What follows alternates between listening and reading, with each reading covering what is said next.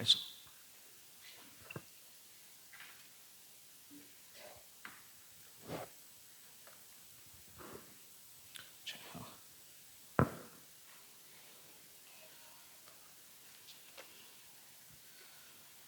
ஒருவரையும் இயேசு கிறிஸ்துவின் இணையற்ற நாமத்தில் வாழ்த்தி வரவேற்கிறேன். மற்றும் ஊடகம் வாயிலா இணைகிற நண்பர்கள் யாவரையும் வாழ்த்தி வரவேற்கிறேன். தேவனுடைய நாமம் மகிமைப்படுவதாக. நாம் திருப்பிக் கொள்ள கேட்கிறேன். சங்கீத புஸ்தகம் 69வது அதிகாரம் 9வது வசனத்தை ஒரு சத்தத்தை உயர்த்தி வாசிக்கும்படி கேட்கிறேன்.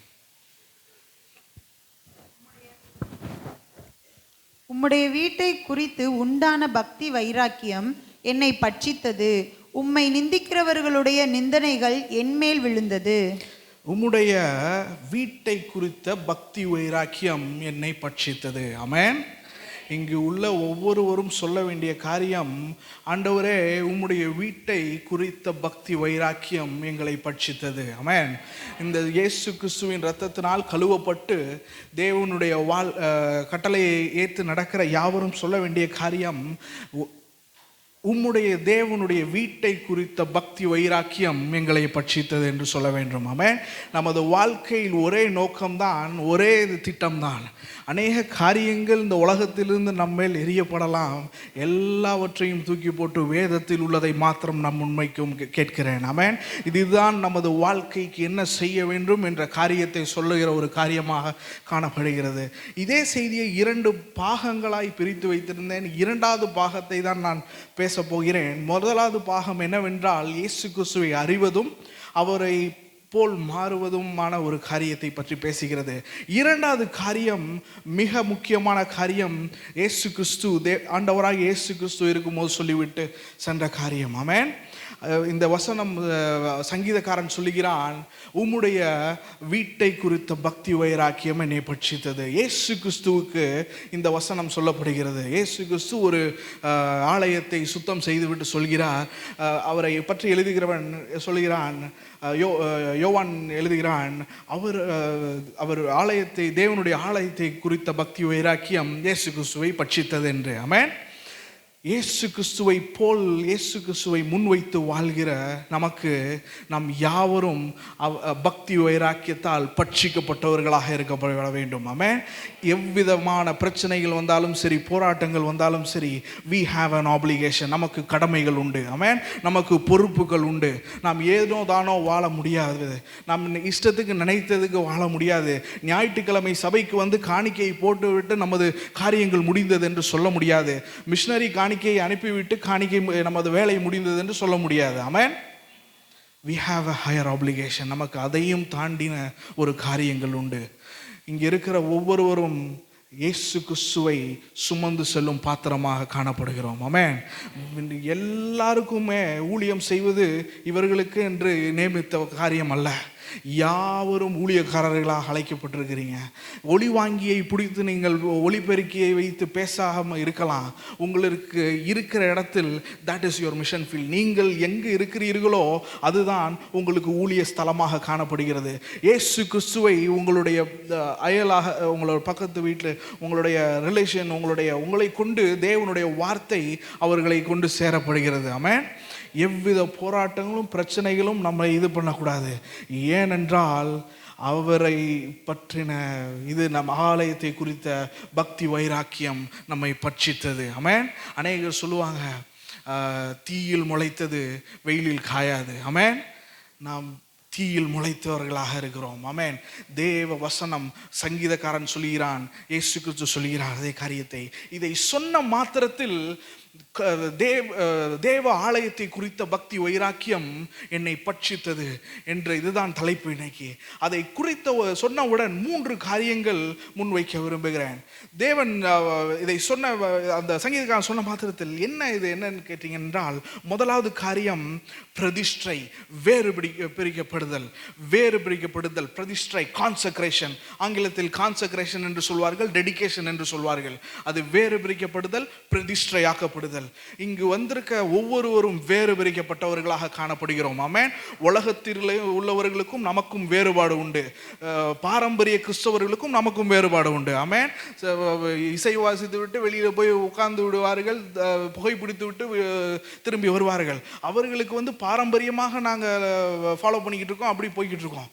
அவர்கள் எல்லாம் ஒரு தேவைக்காக சபையை பயன்படுத்துகிறவர்களாக காணப்படுகிறார்கள். ஆமென். ஒரு போதகரிடம் சற்று ஒரு 2-3 வாரத்துக்கு முன்னால் ஒரு போதகரை சந்தித்த பொழுது அந்த போதகர் சொன்னார், முதலாவது எங்கள் சபைக்கு ஒருவர் வந்த உடனே உங்களிடத்தில் கல்லறை இருக்கா என்று கேட்டார். இல்லை என்றவுடன் சென்று விட்டார் என்று சொன்னார்கள். ஆமென். அவர்களுடைய இது எல்லாம் பாரம்பரியமாக காணப்படுகிறது. ஆமென். பர்த்டேக்கு பாஸ்டர் ஜோம் பண்ணணும், அதுக்கப்புறம் அடக்கம் பண்ணணும், இறந்து போயிட்டா அது எல்லாம் ஒரு ஒரு சோஷியல் கான்ஸ்ட்ராக்டுக்காக வராங்க, ஒரு செட்டப்காக வராங்க. அவர்களுக்கு பக்தி வைராக்கியம் இல்லை. ஆமென். கான்சக்ரேஷன், வேறு பிரிக்கப்படுதல், அவர்களுக்கும் நம்மளுக்கும் ஒரு வித்தியாசம். ஆமென். ஆதியில் தேவன் எல்லாவற்றையும் சிருஷ்டித்த பின்பு இருளையும் வெளிச்சத்தையும் வேறு பிரித்தார். ஆமென். இருளுக்கும் வெளிச்சத்துக்கும் சம்பந்தம் ஏது? ஆமென். இருளுக்கும் வெளிச்சத்துக்கும் சம்பந்தம் கிடையாது. நமக்கும் மற்ற காரியங்களுக்கும் ஒரு வேறுபாடை தேவன் தருவாராக. ஆமென். முதலாவது காரியம், பக்தி வைராக்கியம் என்னை பட்சித்தது. we need to be consecrated. நாம் சுத்திகரிக்கப்பட வேண்டும், வேறு பிரிக்கப்பட வேண்டும், பிரதிஷ்டை பண்ண வேண்டும். ஆமென். இரண்டாவது காரியம் கமிட்மெண்ட். இரண்டாவது காரியம் என்னவென்றால் அர்ப்பணிப்பு. தேவனிடத்தில் அர்ப்பணிப்பு. ஒரு காரியத்தை எடுத்து விடலாம், எடுத்து செய்ய ஆரம்பித்து விட்டு அதோட போட்டு ஓடி விடுறாங்க. அநேக காரியங்கள் பிரச்சனையை பார்த்தோன்னே இதுக்கு மேலே நம்மளால் வைக்க முடியாது என்று அந்த ஃப்ரேம் விட்டு நகன்றுவாங்க. அதற்கு கிறிஸ்தவர்களை தேவன் அழைக்கவில்லை. ஆமென். பக்தி வைராக்கியம் என்னை பற்றி, there is a burning passion inside, there should be a burning passion inside of every child of God. தேவனுடைய புத்திரர் என்னப்படுகிற நமக்குள் ஒரு தீயான இது எரிந்து கொண்டே இருக்க வேண்டும். ஆமென். இரண்டாவது காரியம் கமிட்மெண்ட், அர்ப்பணம். இதை மனதில் வைத்துக் கொள்ளும்படி கேட்டுக்கொள்கிறேன். செய்தி இதிலிருந்து இல்லை. மூன்றாவது காரியம், மிக முக்கியமான ஒரு காரியம், சாக்ரிஃபைஸ், தியாகம். ஆமென். இங்கு இருக்கிற அத்தனை நபர்களும் மற்ற வேறு இடத்திலிருந்து பார்த்து கொண்டிருக்கிறவர்கள் இயேசு கிறிஸ்துவை அறிந்திருக்கிறீர்கள் என்றால் அநேகர்கள் தியாகம் பண்ணியிருக்கிறாங்க. ஆமென். இன்னைக்கு அநேக மிஷனரி வாழ்க்கையை பார்க்க போகிறோம், நம்ம வாழ்க்கையும் திரும்பி பார்க்க போகிறோம். ஆமென். we cannot live the way we are living. நாம் இருக்கிறது போல் இருக்க முடியாது. ஞாயிற்றுக்கிழமை சபைக்கு வருவதோ காணிக்கை செலுத்தி விட்டு எல்லாம் முடிந்தது என்று நினைக்க முடியாது. நம்ம we have to carry the word of Almighty God. நாம் தேவனுடைய வசனத்தை சுமக்கிறவர்களாக காணப்பட வேண்டும். ஆமென். நான் இந்த செய்தியை உங்களுக்கு மாத்திரம் கூட சொல்லவில்லை, எனக்கும் சேர்த்து தான் பிரசங்கித்து கொண்டு இருக்கிறேன். ஆமென். எனக்கு தேவன் என்னோடு வசனத்தின் மூலமாக என்ன பேசினாரோ அதை நான் சபைக்கு சொல்ல வேண்டியது என்னுடைய கட்டாயமாக இருக்கிறது. இது உங்களுக்கு மாத்திரமல்ல, எனக்கும் சேர்த்து தான் இந்த வார்த்தை வருகிறது. அதில் சொல்லப்படுகிறது 3 காரியம், கான்சக்ரேஷன், வேறுபிடித்தல், கமிட்மெண்ட், அர்ப்பணம். மூன்றாவது காரியம் தியாகம். தியாகம் இல்லாத இடத்தில் கிறிஸ்தவம் தியாகம் இல்லாமல் ஒன்றும் வளர்ந்திருக்காது. ஆமென். தியாகம் தான் அடிப்படையான காரியமாக காணப்படுகிறது. சாக்ரிஃபைஸ். வாசிக்கும்படி கேட்கிறேன். யோவான் எழுதின சுவிசேஷம் 12ஆம் அதிகாரம் 24ஆம் வசனம் முதல் 26ஆம் வசனம் வரை வாசிக்கும்படி கேட்கிறேன். யோவான், மெய்யாகவே மெய்யாகவே நான் உங்களுக்கு சொல்லுகிறேன், கோதுமை மணியானது நிலத்தில் விழுந்து சாகாவிட்டால் தனித்திருக்கும், செத்ததே ஆகில் மிகுந்த பலனை கொடுக்கும். தன் ஜீவனை சிநேகிக்கிறவன் அதை இழந்து போவான். இந்த உலகத்தில் தன் ஜீவனை வெறுக்கிறவனோ அதை நித்திய ஜீவ காலமாய் காத்து கொள்ளுவான். ஒருவன் எனக்கு ஊழியம் செய்வானானால் என்னை பின்பற்ற கடவன். நான் எங்கே இருக்கிறேனோ அங்கே என் ஊழியக்காரனும் இருப்பான். ஒருவன் எனக்கு ஊழியம் செய்தால் அவனை பிதாவானவர் கனம் பண்ணுவார். ஒருவன் எனக்கு ஊழியம் செய்தால் அவனை பிதாவானவர் கனம் பண்ணுவார். ஆமென். நம் வாழ்க்கையை காப்பாற்ற வேண்டும் என்று நினைத்தால் அதை இழந்து விடுவோம். இது ஒரு முரணாக காணப்படுகிறது. ஆமென். அது முரண் அல்ல, சரியானது தான். ஆமென். இந்த உலகத்தில் நாம் அநேக காரியங்களை இழந்த உடனே இவன் தோத்தவன் என்று மற்றவர்கள் நினைக்கலாம். நாம் தியாகம் பண்ணது ஆண்டவருக்காக பண்ண காரியங்கள் உண்டு. ஆமென். அதில் எழுதப்படுகிறாரு, கோதுமை விதையானது அது விதைக்காம அது பலன் தராது. அந்த அது பலன் வேணும் என்றால் விதைக்கப்பட வேண்டும். இது ஒரு ஆழமான சத்தியமாக காணப்படுகிறது. அடிப்படையாக கிறிஸ்து இயேசு நமது பாவங்களுக்காக மரித்தார். ஆமென். அவருடைய மரிப்பை முன்னிட்டு தான் நம்மளுடைய we have our salvation, நமது நற்செய்தி நமக்கு வந்தது. ஆமென். அதை ஏற்றுக்கொண்டோம். இதை தான் இயேசு கிறிஸ்து சொல்கிறார். இதுதான் அடிப்படையாக தேவன் சொல்கிற ஒரு காரியம். கோதுமை மணியானது விதைக்கப்பட வேண்டும். ஆமென். கோதுமை மணியானது விதைக்கப்பட வேண்டும். There should be a burning passion inside you. உங்களுக்குள் ஒரு நமக்குள் ஒரு burning passion இல்லை என்றால் நம்மளால் அதை செய்ய முடியாது. We need that burning passion inside us. அதில் சொல்லப்படுகிறது கோதுமை மணியானது விதைக்கப்பட வேண்டும். கடைசியில் தேவன் மகிமைப்படுத்துகிற காரியத்தை பற்றி சொல்லப்படுகிறது. ஆனால் இதில் காரியங்கள் இது வந்துட்டு ஒரு அடிப்படையாக தான் சொல்ல விரும்புகிறேன். இன்றைக்கான செய்தி அப்போஸ்தலர் நடவடிக்கைகள் 20:24 வாசிக்கும்படி கேட்கிறேன். இயேசு கிறிஸ்துவை தான் நாம் முன்வைத்து வாழ்கிறோம். ஆமென். கிறிஸ்தவ வாழ்க்கை இயேசு கிறிஸ்துவை முன்வைத்து வாழப்படுகிறது. ஆகிலும் அவைகளில் ஒன்றையும் குறித்து கவலைப்படேன். என் பிராணனையும் நான் அருமையாக எண்ணேன். என் ஓட்டத்தை சந்தோஷத்தோടെ முடிக்கவும் தேவனுடைய கிருபையின் சுவிசேஷத்தை பிரசங்கம் பண்ணும்படிக்கு நான் கர்த்தராகிய இயேசுவினிடத்தில் பெற்ற ஊழியத்தை நிறைவேற்றவுமே விரும்புகிறேன். ஆமென். இயேசு கிறிஸ்துவை முன்வைத்து வாழ்கிற நாம் இந்த பக்தி வைராக்கியத்தினால் பட்சிக்கப்பட்ட ஒருவன் ஒரு காரியத்தை எழுதுகிறான். நமக்கு முன்மாதிரியாக வாழ்ந்து சென்ற ஒருவர் எழுதுகிறான். ஆமென். விதையாக விதைக்கப்பட்ட ஒரு நபர் வாழ்ந்து சென்றவர் எழுதுகிறான். தேவனுடைய வசனம் வருவதற்கு காரணமாக இருந்த ஒரு நபர் எழுதுகிறான். 3 காரியம் அந்த வசனத்தில் சொல்லப்படுகிறது. என் பிராணனை நான் அருமையாக எண்ணேன். அது முதல் காரியம். 2வது காரியம் சொல்கிறான், என் ஓட்டத்தை நான் சந்தோஷத்துடன் முடிப்பேன். ஆமென். 3வது காரியம் சொல்கிறான், நான் எனக்கு ஒப்புவிக்கப்பட்ட கிருபையின் சுவிசேஷத்தை பிரசங்கிக்கும்படி இருக்கிறேன். ஆமென். எல்லாம் ஒவ்வொரு ஸ்டேஜ் பை ஸ்டேஜாக போகிறது. இதை தான் நாம் இன்று ஆவியானவர் நம்மோடு பேசுவாராக. ஆமென். இங்கே இருக்கிற ஒவ்வொருவரும் நாம் எந்த எண்ணத்தோடு வந்தாலும் சரி, நம்ம என்ன காரியத்தை ஆண்டவர் ஆராதிக்கிறோம், ஆண்டவருக்கு முதலாவது இதை கொடுத்துட்றோம், எல்லாம் மிஷினரி காணிக்க அனுப்பிடுறோம், எல்லாம் புனிதது இல்லை. அதையும் தாண்டின காரியம் இருக்குது. ஆமென். அவரை அறிகிற அறிவின் மேன்மை வந்துட்டு உங்களுக்கு தனிப்பட்ட விதத்தில் நீங்கள் இருக்கும்போது அதை நீங்கள் சொல்ல ஆர்வப்படுவீர்கள். ஆமென். தேவனுடைய ஆவியானவர் உங்களுக்குள் ஏவப்பட்டால் என்றால் உங்களால் அவரை பற்றி சொல்லாமல் இருக்க முடியாது. ஆமென். இதுதான் இதில் எழுதுறான், ஐ கவுண்ட் மை செல்ஃப் நத்திங். நான் என்னுடைய பிராணனை அருமையாக எண்ணேன். தமிழில் வந்துட்டு ரொம்ப பாசிவ் வாய்ஸ் எழுதியிருக்காங்க. நான் வந்துட்டு அதை பெருசாக எண்ணலை. ஆங்கிலத்தில் ஸ்ட்ரெயிட்டாக சொல்லிட்டான், அது ஒன்றுமே இல்லை, என் வாழ்க்கை ஒன்றுமே இல்லை அப்படின்ட்டா. பவுல் எழுதுறான், ஐ கவுண்ட் மை செல்ஃப் நத்திங். அவன் வாழ்க்கையில் நம் அநேக காரியங்கள் திரும்பி பார்க்கும் பொழுது முந்தின வசனத்தை வாசிக்கும்படி கேட்கிறேன். கட்டுகளும் உபத்திரவங்களும் எனக்கு வைத்திருக்கிறது என்று பரிசுத்த ஆவியானவர் பட்டணம் தோறும் தெரிவிக்கிறதை மாத்திரம் அறிந்திருக்கிறேன். அவனுக்கு அறிந்திருந்தான். இதை எதற்காக சொல்கிறான் என்றால், பட்டணம் தோறும் அவனுக்கு உபத்திரவங்கள் இருக்கிறது என்று ஆவியானவர் அவனுக்கு அறிமுகப்படுத்தியிருந்தார். பட்டணம் தோறும் அவனுக்கு பிரச்சனைகள் உண்டு என்று தேவன் அவனுக்கு வெளிப்படுத்தியிருந்தார். அதெல்லாம் அவனை நிறுத்தவில்லை. ஆமென். ஏனென்றால் அவனுக்குள்ளே எரிந்து கொண்டிருக்கிற தீ அனலாய் பற்றி கொண்டது. ஆமென். அவர் தேவ ஆலயத்தை குறித்த பக்தி வைராக்கியம் உடையவனாக அப்போஸ்தலனாகிய பவுல் வாழ்ந்தான். அவன் சொல்கிறான், அதை அடிப்படையாக வைத்து சொல்கிறான், I count myself nothing. நான் என்னை ஒரு பெரிய பொருட்டாக எண்ணவில்லை. I don't consider myself big thing. நான் அநேக நேரங்களில் கிறிஸ்தவ வாழ்க்கையில் நாம் என்ன நினைத்து விடுகிறோம் என்றால், நம்மையே நாம் கொஞ்சம் அதிகமாக நேசித்து விடுகிறோம் இல்லையா?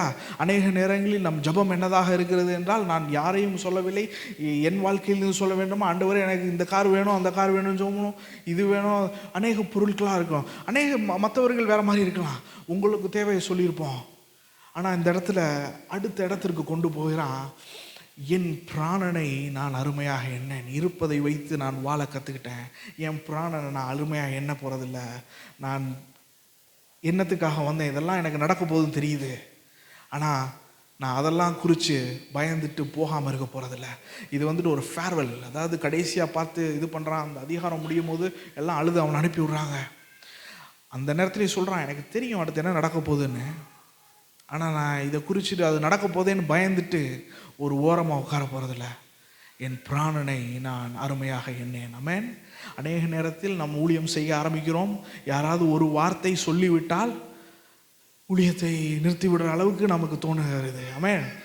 ஏனென்றால் நம் பிராணனை நாம் அவ்வளோ அருமையாக எண்ணிக்கொண்டு இருக்கிறோம். என்ன ஒன்றும் சொல்லிடக்கூடாது, நான் வாட்டுக்கு பண்ணுவேன், என்ன ஏதாவது சொன்னால் நான் பண்ண மாட்டேன் அப்படி என்ற இடத்துல தள்ளி விடுறோம். இல்லை, அவன் சொல்கிறான், எனக்கு அநேக பிரச்சனைகள் வந்தது, அது அடுத்தது பார்ப்போம். ஆனால் சொல்கிறான், அநேக பிரச்சனைகள் வந்தது, உயிருக்கு கேள்விக்குறி இருந்தது, என் பிராணனை நான் அருமையாக எண்ணேன். ஆமென்.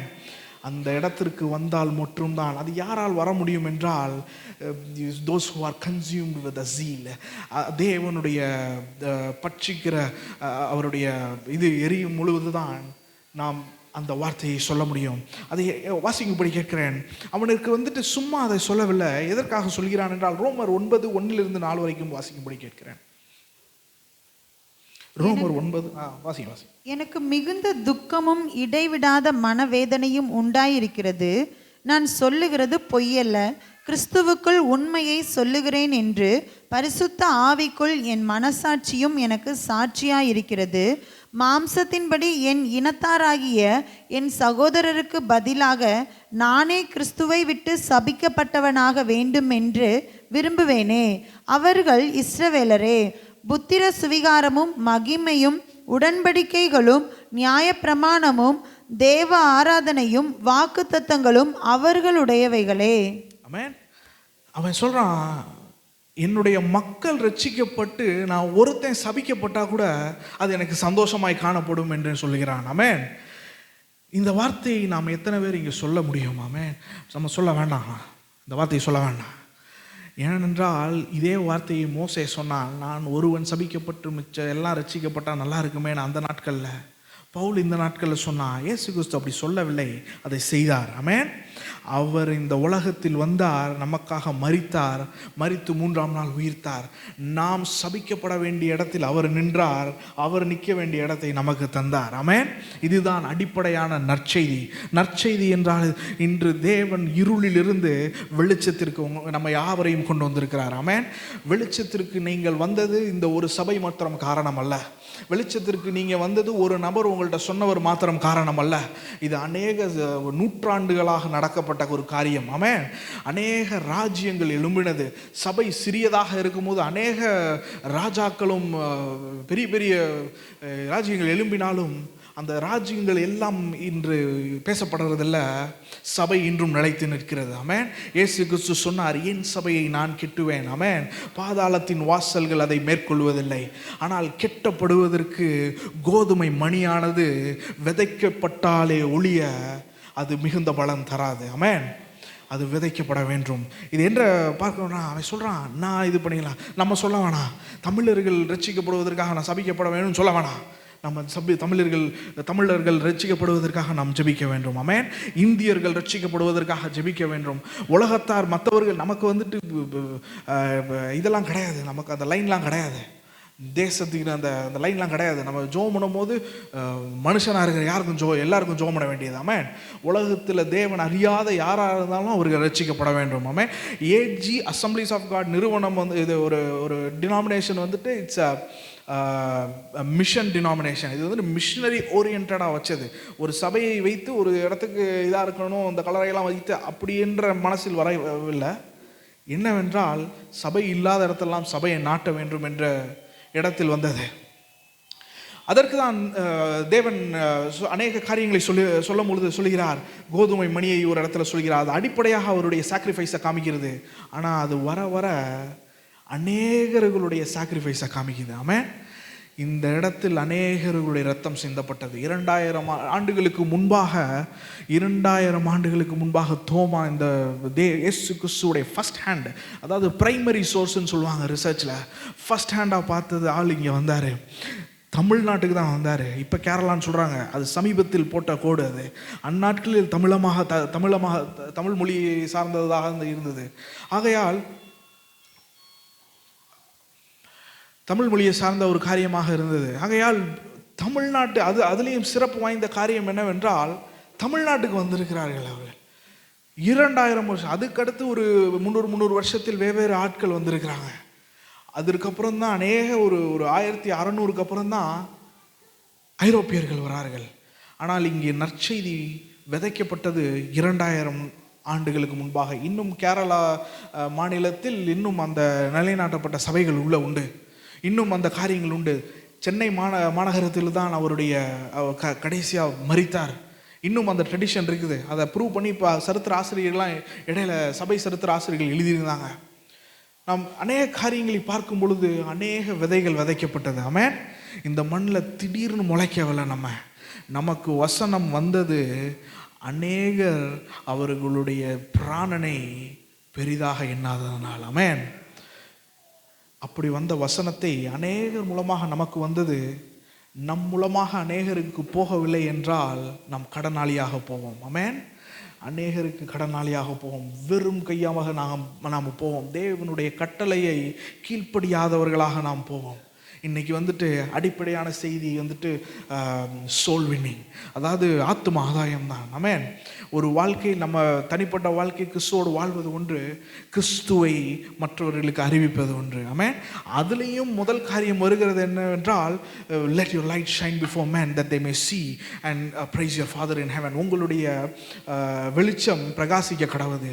அதை மற்றவங்க பார்க்கும்போது பிதாவை மகிமைப்படுத்துவார்கள். மற்றும் நீங்கள் தேவனை குறித்து சொல்ல வேண்டும். ஆமென். தேவனை இந்த காலத்தில் ரொம்ப கொச்சையான வார்த்தைகள் பயன்படுத்துகிறார்கள். மத வெறியர்கள் என்று சொல்வார்கள், இல்லை என்றால் கிறிஸ்தவ கைகோலி என்று சொல்வார்கள். அதெல்லாம் அவர் ஒரு இருளின் இடத்திலிருந்து வருகிறது என்று நினைத்து கொள்ள வேண்டும். ஆமென். அவர்கள் இன்னும் வெளிச்சத்தை காணவில்லை. இருளின், அது வந்துட்டு பேசுறது மனிதனாக இருக்கலாம், அதற்கு பின்பாக பேசுறது ஒரு எதிரியின் குரல். அது நம்மை கொச்சைப்படுத்தி ஒரு காரியத்தை செயல்பட விடாமல் வைக்கிறது. தேவனுடைய பக்தி வைராக்கியம் நமக்குள் பற்றி எரிதுகிறது என்றால் இதையெல்லாம் தூர தூக்கி வீசி போட்டு விடுவோம். ஆமென். நமக்கு தேவையான காரியம், என் உயிரை நான் துச்சமாக எண்ணுகிறேன் ஆண்டவரே, என் உயிரை நான் ஒரு அருமையான காரியமாக எண்ண மாட்டேன். அநேக நேரங்களில் நம்ம நினைக்கிறதெல்லாம், ஆண்டவரே எனக்கு இதை தாரும் அதை தாரும். இன்னைக்கு ஜபங்கள் மாற வேண்டும். ஆமென். ஆண்டவரே என்னை கொண்டு ஆத்துமாக்களை ரட்சியும். எந்த நபரிடம் என்னத்தை சொல்ல, எப்போ நற்செய்தியை சொல்ல வேண்டும் என்ற சரியான நேரத்தை தாரும் ஆண்டவரே என்று ஜெபம் பண்ணணும். எந்த நபருக்காக நான் ஜெபிக்க வேண்டும் என்று கேட்கணும். இந்த நபரை எத்தனை நாளுக்குள்ளே உள்ளே கொண்டு வருவீங்க என்று கேட்கணும். ஆமென். அன்னைக்கு பேசிக்கொண்டு இருக்கும்போது அநேக சபை காரைக்குடியில் வருது, நாங்கள் அநேக சபை வர வேண்டும். ஆமென். தெருக்கு ஒரு சபை வர வேண்டும். சபை ஏன் என்றால் ஏறக்குறைய 1.25 லட்சம் பேர் இருக்கிறாங்க காரைக்குடியில். மாநகராட்சி ஆகிட்டு இருக்கு, அநேகர்கள் உள்ள வர வாய்ப்பு இருக்குது. 1.25 லட்சம் ரட்சிக்கப்பட்டால் ஒரு சபையில் வைக்க முடியாது. ஆமென். ஒரு போதகரால் எல்லாவற்றையும் செய்துவிட முடியாது. அநேக சபைகள் பெருக வேண்டும். பிரச்சனை எங்கே வருகிறது என்றால், சபை அநேகம் இருக்கிறது பிரச்சனை இல்லை. கிறிஸ்துவ அறியாதவர்களை போய் கிறிஸ்துவ அண்டை கொண்டு வர வேண்டியது தான் நோக்கமே ஒழிய, கிறிஸ்துவை அறிந்து மற்ற ஒரு சபைக்கு போகிறவர்கள் இடத்தில் போய் இன்னொரு சபைக்கு கூட்டு வரக்கூடாது. ஆமென். ஒரு ஆவிக்குரிய தகப்பின் இடத்தில் அவர்கள் சரியான விதத்தில் எல்லாம் ப்ளஸ் அண்ட் மைனஸ் பார்த்து வளர்ந்து கொண்டு இருக்கிறார்கள் என்றால் அவர்களை மற்ற சபையிலிருந்து கூட்டிகிட்டு வந்துடக்கூடாது. நான் இங்கேன்னு சொல்லல, பொதுவாக பேசுகிறேன். இதை தலைமை போதகர் அநேக நேரம் சொல்லியிருக்கிறாங்க. நான் கவனிச்சிருப்போம். நம்ம மற்ற சபையிலிருந்து ஆட்களை கூட்டு வரக்கூடாது. ஆமென். கிறிஸ்தவர்கள் மற்ற சபைக்கு போகிறாங்கன்னு சொல்லிவிட்டாலே எங்கள் சபைக்கு வாங்கன்னு சொல்லக்கூடாது. நமக்கு அதான் சொல்கிறாரு, ஆத்துமாக்கள் அநேகங்கள் இருக்கிறாங்க. ஆமென். தேவன் அநேக போதகர்களை அனுப்பணும். ஆமென். மற்ற சபையிலிருந்து கூப்பிடுவர்கள் அல்ல, இருக்கிற சபையில் பிரச்சனை உண்டாக்குறதில்ல. சபை வளரணும், அநேகர் இயேசு கிறிஸ்துவை ஏற்றுக்கொள்ளணும். ஆமென். நாம் ஒருத்தருக்கு இடரெல்லாம் இருக்கக்கூடாது. நம்மை முதல் மற்றவங்களை சொல்வதற்கு நமக்கு உரிமை இல்லை. நான் என்னை சொல்லிக் கொள்ளலாம், இங்கே இருக்கிறதை சொல்லலாம். நான் அதை சொல்லுகிறேன். நமக்கு வந்துட்டு கிறிஸ்துவை அறியாதவர்களிடத்தில் போய் கிறிஸ்துவை பற்றி சொல்ல வேண்டும். ஆமென். அநேக சொல்கிறாங்க, இது செக்குலர் வேர்ல்டு, கடவுள் நம்பிக்கைலாம் அவங்க தனிப்பட்ட விதத்தில் வச்சுக்குவாங்க அப்படின்ட்டு. நம்ம மதத்தை போதிக்க வரவில்லை. அவங்க மதம்னு சொல்கிறாங்க, அவங்க அண்டர்ஸ்டாண்டிங்காக சரின்னு கேட்டுக்கிறோம். கிறிஸ்தவத்தை மதம் என்று ஒரு சுருக்கி விட முடியாது. அது ஒரு கோட்பாடோ மதமோ அல்ல. We have a relationship with Jesus Christ. ஆமென். இயேசு கிறிஸ்துவுடன் ஒரு உறவாக காணப்படுகிறது. உங்களை படைத்த ஒரு தேவனுடன் நீங்கள் பேசுகிற ஒரு காரியம். ஆமென். இந்த உலகத்தில் நீங்கள் தனித்தவர்களாக வந்தீர்கள், தனித்தவர்களாக போவீர்கள். ஒரே ஒருத்தர் மட்டும்தான் ஆதியும் அந்தமுமாய் இருக்கிறார் உங்கள் வாழ்க்கையில். ஆமென். உங்கள் வாழ்க்கையில் மாத்திரமல்ல, இந்த உலக சிருஷ்டிப்பிலும் அவர்தான் ஆதியும் அந்தமாய் இருக்கிறார். உலகத்தில் அதை ருசி பார்க்காதவர்கள் சொல்வார்கள், நம்மை நிறுத்த வேண்டும் என்று சொல்கிறவர்கள் அவசொல்லை சொல்வார்கள். இதையெல்லாம் நாம் பொறுப்பெடுத்தக்கூடாது. ஆமென். நான் சிறுவனாக இருக்கும்போது அநேக வீடுகள் மாறினது என்னென்னால் 1999 அப்போ இருந்த ஒரு முக்கியமான நபர் இப்போ சென்னையில் இருக்கிறார். அநேகருக்கு இடம் கொடுக்கக்கூடாதுன்னு சொல்லியிருந்தார். அதெல்லாம் ஏற்றுக்கொள்ளலாம், ஏன்னா தேவனை முன்வைத்து வர்ற பிரச்சனை எல்லாமே. இதில் என்ன பார்த்தீங்கன்னா, இதெல்லாம் ஒரு நற்செய்தியாக காணப்படுகிறது ஒரு வாழ்க்கையில். ஏன்னா நம் வாழ்க்கையை அவர்கள் கஷ்டம் மட்டும் தான் கொடுக்க முடியும், அவர்களால் நிறுத்த முடியாது. ஆண்டவரை நம்பி வந்தவரை ரோட்டில் விட்டுற மாட்டார் ஆண்டவர். ஆமென். ஆண்டவரை நம்பி வந்தவர்கள் அவரால் கஷ்டம் கொடுக்க முடியும், ஒரு சில காரியங்களை தாமதப்படுத்த முடியும், ஆனால் சரியான நேரத்தில் தேவன் கொண்டு செல்வார். ஆமென். ஆனால் நாம் நம்முடைய ஜீவனை அவருடைய சித்தத்துக்கு மேலே எண்ணக்கூடாது. ஆமென். அவர் உங்களை கையின் இதில் வரைந்து வைத்திருக்கிறார், அவர் உங்களை பார்க்கிறவராக இருக்கிறார். ஆமென். அநேக நேரங்களில் மற்றவர்கள் சொல்வார்கள், எதற்காக ஒரு வயது பேர் இங்கே உள்ளவர்கள் பொதுவாக சொல்கிறேன், வயது பேர்களை கேட்டால் என்ன சொல்லுவாங்க, என் பேத்தி பெரிய செட்டில் ஆனதை பார்த்துட்டு நான் இறந்துடுறேன்பாங்க, இல்லை என் மகா செட்டில் ஆனதை பார்த்து இறந்துடுறேன்மா, கடவுள்கிட்ட பேர் என்னவாங்க. அதெல்லாம் உங்கள் கையில் இல்லை. ஆமென். ஆண்டவர் கூப்பிட்டா போக வேண்டியதுதான். அது நம்ம ஆசைப்படலாம், அதெல்லாம் இல்லை. ஆனால் ஒரு லெக்கை மாத்திரம் வைத்து நீங்கள் வாழ வேண்டும். ஆமென். உங்கள் பிராணனை நீங்கள் அருமையாக எண்ண வேண்டாம், உங்களோட நோக்கம் அதாக இருக்க வேண்டாம். ஆமென். என்னதாக இருக்கிறது என்று பார்ப்போம். அதே மாதிரி அநேக கடினமான ஒரு காரியத்துக்குள் தள்ளப்படுகிறார்கள். கிறிஸ்துவை நம்பி வந்தவுடன் it's not a bed of roses. அதாவது ஒரு ரோஜா பூ விரித்து ஒரு இதில் நடக்க வைக்கிறது இல்லை. ரொம்ப கடினமான வாழ்க்கை, முட்களும் வெளியிலுமாக இருக்கிறது. ஆண்டவரே சொன்னார், அநேக நேரத்தில் சிலுவையை தூக்கி கொண்டு பின்னால் வா என்று சொன்னால் நம்முடைய சுயத்தை எல்லாம் தூக்கி போட்டு விட்டு அவருடைய சித்தத்தை செய்கிறதான் நம்முடைய வேலையாக இருக்க வேண்டும். ஆமென். அதே பவுல் தான் சொல்கிறான், இவர்களுக்கு பதிலாக நான் ஒருத்தன் போனால் பரவாயில்லையே, அப்படி நாம் சொல்ல தேவையில்லை. நாம் என்ன பண்ண வேண்டும் என்றால் நாம் ஜெபம் பண்ண வேண்டும். ஆமென். ஆத்தும ஆதாயத்துக்காக ஜெபம் பண்ண வேணும். இயேசுவை அறியாதவர்கள் நம்ம சபைக்கு வருவாங்க அப்படின்னு சொல்லுவாங்க, இயேசு கிறிஸ்துவை ஏற்றுக்கொள்ளணும் அவங்க. ஆமென். எந்த ஊருக்குனாலும் ட்ரான்ஸ்ஃபர் ஆகி போவாங்க, எங்கே போனாலும் அவர் இயேசு கிறிஸ்துவோடு இருக்கணும். இது நமக்கு மேல் விழுந்த ஒரு கடமையாக காணப்படுகிறது. ரோமர் 10:1 வாசிக்கும்படி கேட்கிறேன். சகோதரரே, இஸ்ரவேலர் ரட்சிக்கப்பட வேண்டும் என்பதே என் இருதயத்தின் விருப்பமும் நான் தேவனை நோக்கி செய்யும் விண்ணப்பமுமாய் இருக்கிறது. ஆமென். இதுதான் நம்மளோட விருப்பமும் விண்ணப்பமுமாக இருக்க வேண்டும். ஆமென். தமிழர்களும் இந்தியர்களும் உம்மை ஏற்றுக்கொள்ள வேண்டும் ஆண்டவரே, அதுதான் என்னுடைய விருப்பமும் எண்ணமும் ஏக்கமுமாய் இருக்கிறது. ஆமென். அதுதான் பவுல் சொல்கிறான், அது ஒருதான் எனக்கு காரணம். ஏனென்றால் அவர்கள் கிறிஸ்துவின் செய்தியை மறுதலித்து விட்டார்கள். யார் மறுதலித்து விட்டார்? யூதர்கள் மறுதலித்து விட்டார்கள். ஆகையால் சொல்கிறான் அவன், என்னுடைய எண்ணமும் ஏக்கமும் ஒன்றுதான் ஆண்டவரே, அவர்கள் ஏற்றுக்கொள்ள வேண்டும். நமது எண்ணமும் ஏக்கமும் நமது பக்கத்தில் உள்ளவர்கள் ஏற்றுக்கொள்ள வேண்டும். அநேக நேரம் நினைப்பேன், வெகு தூரத்திலிருந்து வருகிறீர்கள், தேவன் உங்களை ஆசீர்வதித்தவர்களாக வைத்திருக்கிறார், உங்களை வெளிச்சத்தில் கொண்டு வந்தார். அநேக நேரத்தில் யோசிப்பார்கள், பக்கத்திலே இருக்கிறாங்க. ஆமென். ஒரு நாள் ரொம்ப யோசிப்பாங்க, பக்கத்தில் இருந்து காரியத்தை இழந்துட்டோமே என்று. ஆமென். அந்த இது அவங்களுக்கு வேண்டாம், ஒரு நேரமாவது எங்களுக்கு சொல்லியிருக்கலாமே அப்படி என்று சொல்கிற இடத்துல நம்ம வைத்திடக்கூடாது. ஆமென். ஆகையால் தான் பவுல் சொல்கிறான், இவர்கள் எல்லாம் ரட்சிக்கப்பட்ட நலமாக இருக்கணுமே. அதான் ஏன் பிராணனை நான் ஒரு பெருசாக எண்ணலை ஆண்டவரே. ஒரு ஒரு ஒரு மோசேயும் சரி பவுலும் சரி அதை தான் சொன்னாங்க, Lord we don't consider ourselves Lord, we want your will to be done. உம்முடைய சித்தம் வாழ்க்கையில் செய்யப்படட்டும், மக்கள் வாழ்க்கையில் அவர்கள் உங்களை ஏற்றுக்கொள்ள வேண்டும் என்று சொன்னார்கள். கிறிஸ்து இயேசு வந்தார், மரித்தார், அதை செயல்படுத்தினார். ஆமென். இப்போ நீங்கள் செய்ய வேண்டிய வேலைலாம் அவர்களிடத்தில் சொல்ல வேண்டும். ஆமென். இது நீங்கள் அநேகர் நினைக்கலாம், சொல்கிறது ஒரு எக்ஸ்ட்ரா வேலை, அது போதவர்களுக்கு கொடுக்கப்பட்டது இல்லை. நீங்கள் என்னைக்கு இயேசு கிறிஸ்துவை ஏற்றுக்கொண்டீங்களோ யூ ஆர் ஆப்ளிகேட்டட், நீங்கள் கடமைப்பட்டவர்கள் அதை சொல்வதற்கு. இட்ஸ் அ ரெஸ்பான்சிபிலிட்டி, அது உங்களுக்கு ஒரு பொறுப்பாக கொடுக்கப்பட்டிருக்கிறது. ஆமென். அதற்காக எல்லா நேரமும் போய் சொல்வதில்லை, கிடைக்கிற நேரத்தை சரியாக பயன்படுத்தி கொள்வது. ஆமென். தேவன் மகிமைப்படுவாராக.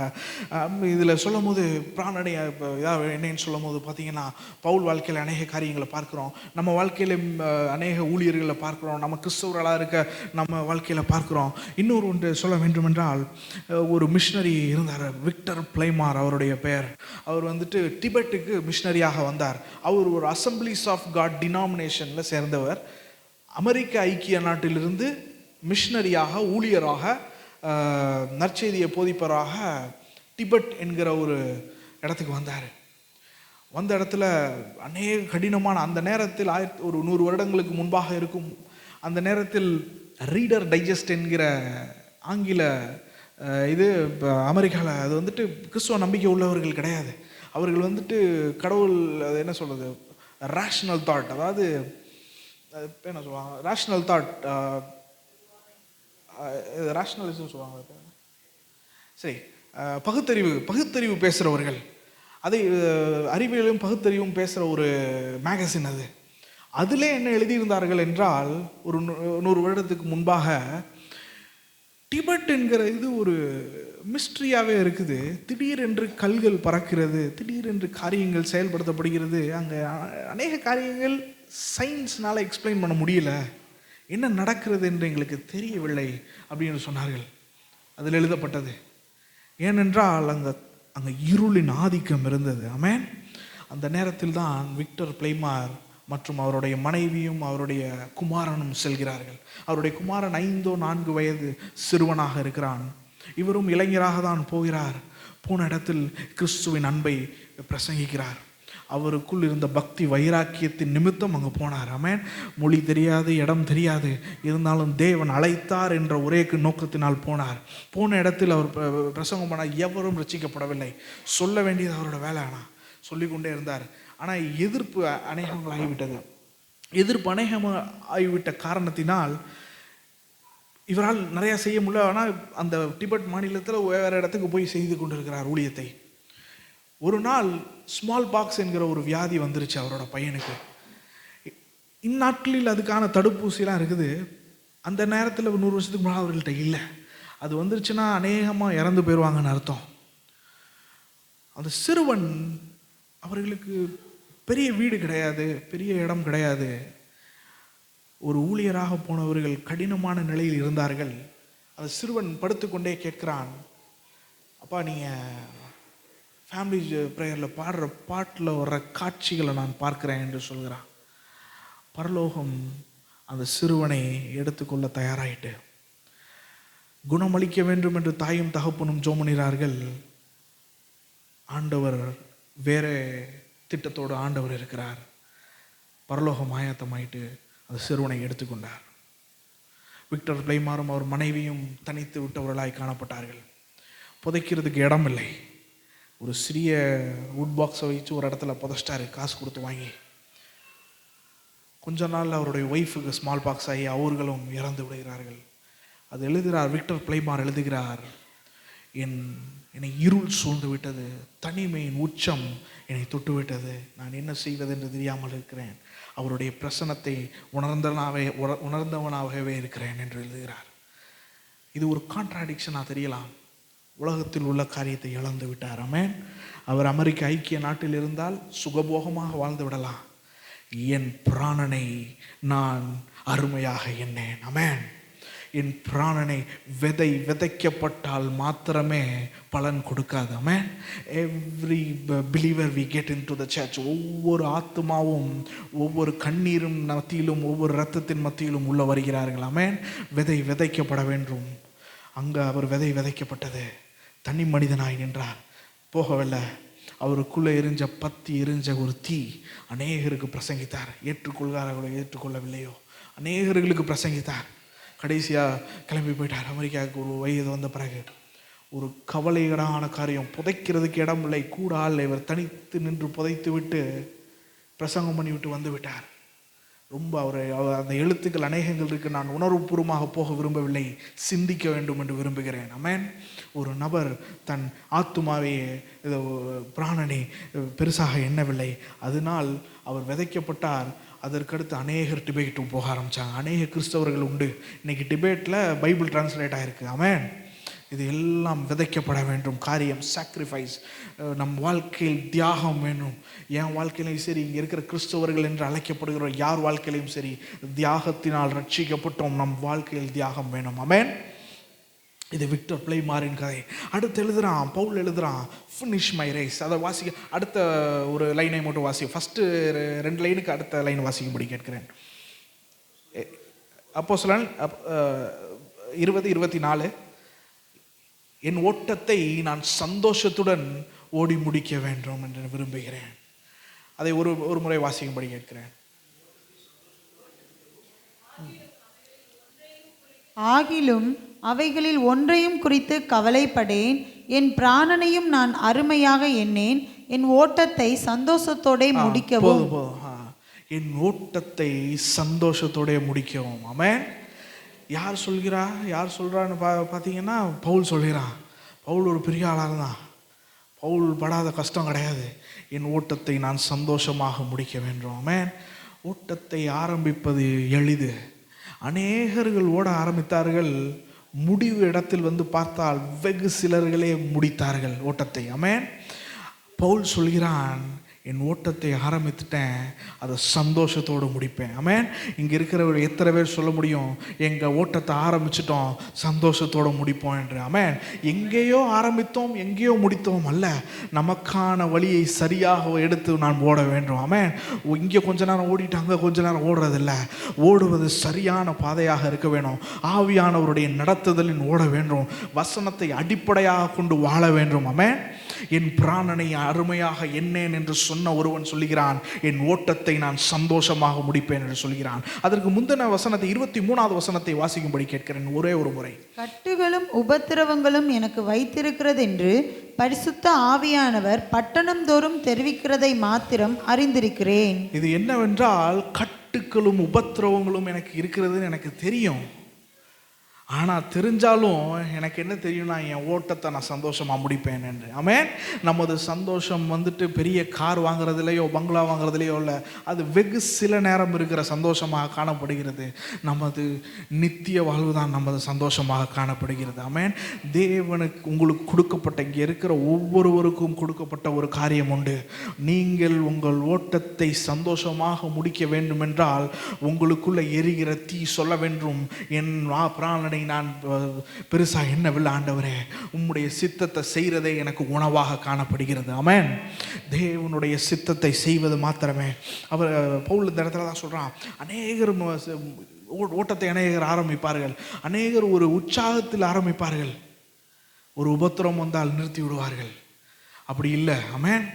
சபை 2000 வருஷம் தேவனால் காக்கப்பட்டு கொண்டு இருக்கிறது. ஆமென். 2000 வருஷம் என்பது ஒரு வெகு நீடிய காலம்.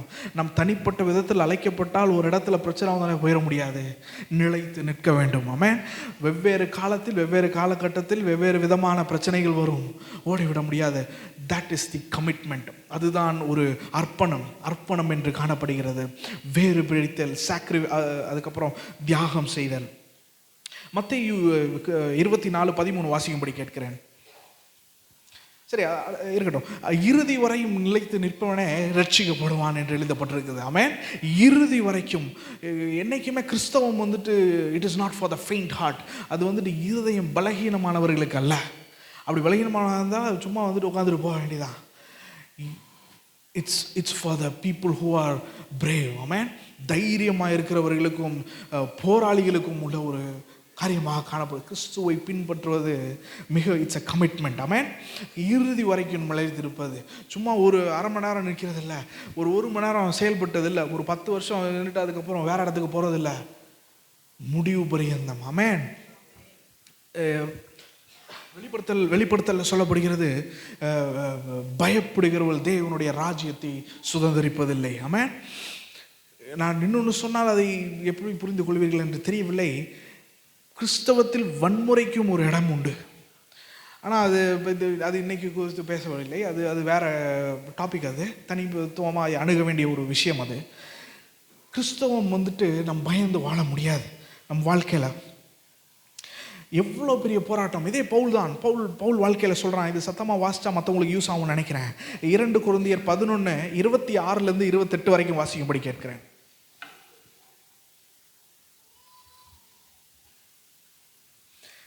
அநேகந்தரம் பிரயாணம் பண்ணினேன்.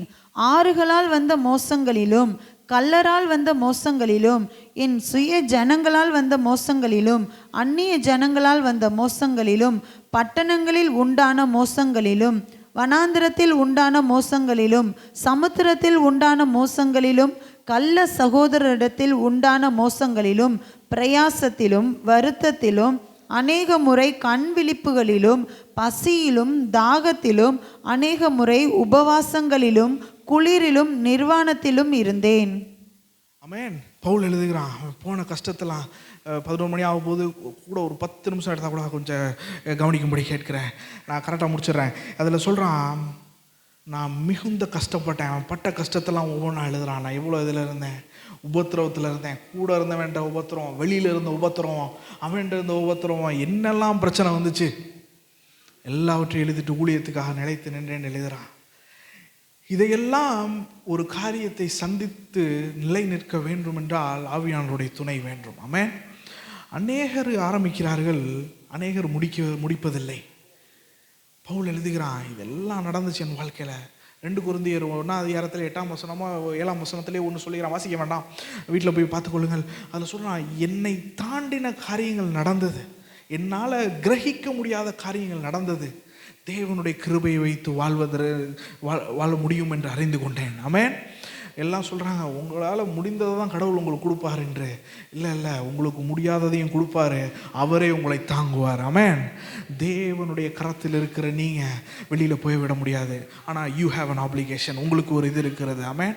நீங்கள் இப்படி சொன்னீர்கள் என்றால் இந்த தேவ ஆலயத்தை குறித்த பக்தி வைராக்கியம் உங்களை பட்சித்தது என்றால் இதை நீங்கள் சொல்ல முடியும். பவுலோட சேர்ந்து, நான் ஊழியம் செஞ்சேன், என் பக்கத்தில் உள்ளவன் என்னை திட்டினா, வெளியில் உள்ளவன் என்னை திட்டினா, மத இது சொன்னானுங்க, அதெல்லாம் எனக்கு பெரிதாக தெரில, என் புராணம் நான் பெருசாக எண்ணலை. ஆனால் அதே போல் பிரச்சனை எனக்கு என் மாம்சத்துலேயும் பிரச்சனை வந்துச்சு, எனக்கு கேன்சர் வந்துச்சு, எனக்கு தலைவலி வந்துச்சு, கால் வலி வந்துச்சு, எல்லாம் பிரச்சனையும் சொல்லுங்கள், இதெல்லாம் எனக்கு பெருசாக தெரில. ஆமென்.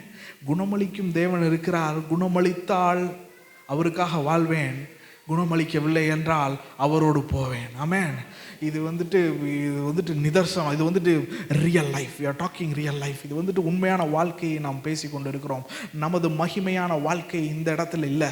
நம்மை விட்டு போனவர்கள் நல்ல இடத்துல இருக்காங்க. ஆமென். நாம் இருக்கிற வரைக்கும் தேவனுடைய சித்தத்தை செய்ய வேண்டியது நம்மேல் விழுந்த கடமையாக காணப்படுகிறது. ஆமென். பவுல் சொல்கிறான், நான் ஓட்டத்தை சந்தோஷத்துடன் ஓடி முடிப்பேன். ஆமென். கடைசியாக அவனை கொல்ல போகிறானுங்கன்னு தெரியும். இந்த அதிகாரத்தில் ஃபேர்வெல் தான் பேசிட்டு போகிறான். தீமோத்தேயுக்கு எழுதுறான், வாசிக்கும்படி கேட்கிறேன். 2 தீமோத்தேயு 4, 7, 8 வாசிக்கும்படி கேட்கிறேன்.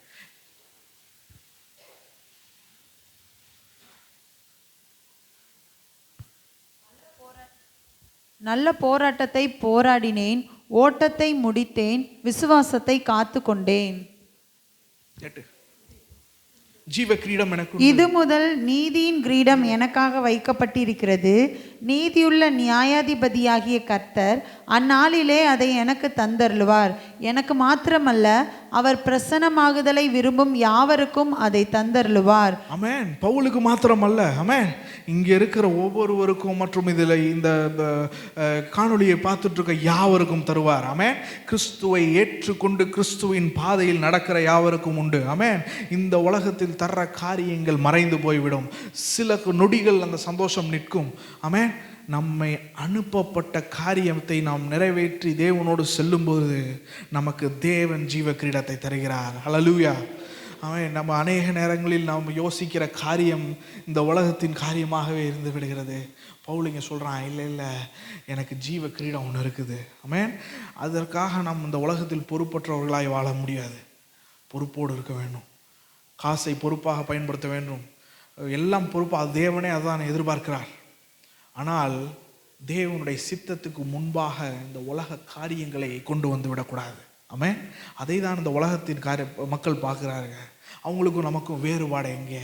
வேர் இஸ் த கான்சக்ரேஷன்? நமக்கும் அவருக்கும் உள்ள டெடிக்கேஷன் எங்க? What is the dedication you have? இதெல்லாம் நம்மை கேட்டுக்கொள்ள வேண்டிய கேள்வியாக காணப்படுகிறது. கடைசியாக சொல்கிறான், என் ஓட்டத்தை முடிச்சிட்டேன், எல்லாவற்றையும் நான் காத்துக்கொண்டேன், எனக்கு ஜீவ கிரீடம் இருக்குது. ஆமென்.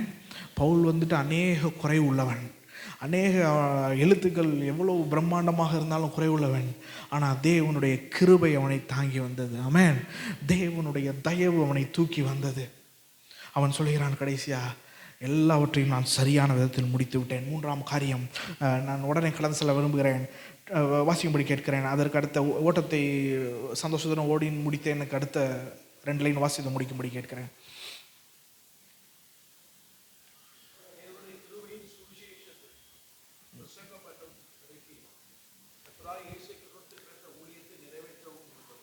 ஆமென்.